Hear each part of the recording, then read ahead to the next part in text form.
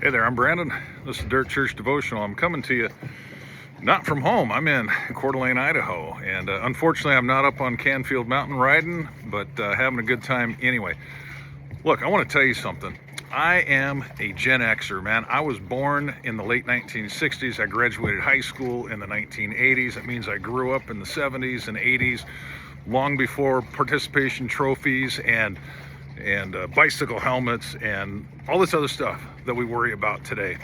And it's real easy for me, and probably for many in my generation, to look at the current generation, the millennials and the Gen Ys and Gs, Zs, and whatever they are, and to laugh at them and to mock them and to laugh at how, well, let's just say wimpy they seem sometimes.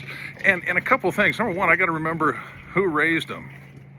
Yeah, okay, so we did. We got to take some responsibility for that.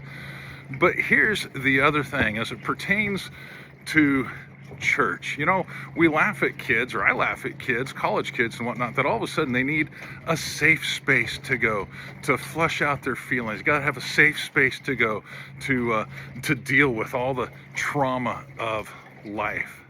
But what about you in church?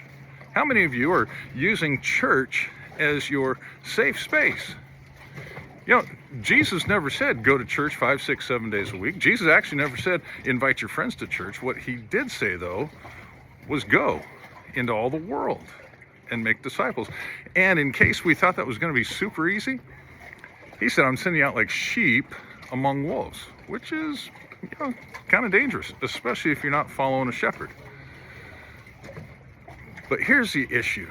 For too long, we go to church and we use that as our safe space. And I've heard people talk about, well, you know what, the church should be an emergency room, be like a hospital, an emergency, and it is. But you know what? I've spent a lot of time in emergency rooms. Well, I've spent a lot of time visiting people. I've also spent time for myself in emergency rooms. I've spent time in emergency rooms because I was out playing. I've been busted up, I've been cut up, I've been hurt, and I've had to have stitches, and I've had to have surgery and whatnot. But you know what was on my mind, and was one of the very first questions I asked doctors as I was leaving, and I've heard other people that like to ride quads and motorcycles and different things. One of the very first things was, when can I get back on the bike? How soon can I get back on that thing that hurt me and put me here in the first place? And church, I hope you will take that to heart. And I hope as you're sitting in church this Sunday or this Wednesday or whenever you're sitting there, I hope you will consider, maybe you've been hurt out in the world. Maybe you've shared the love of Jesus and got rejected. Maybe you've been frustrated and discouraged and disgusted.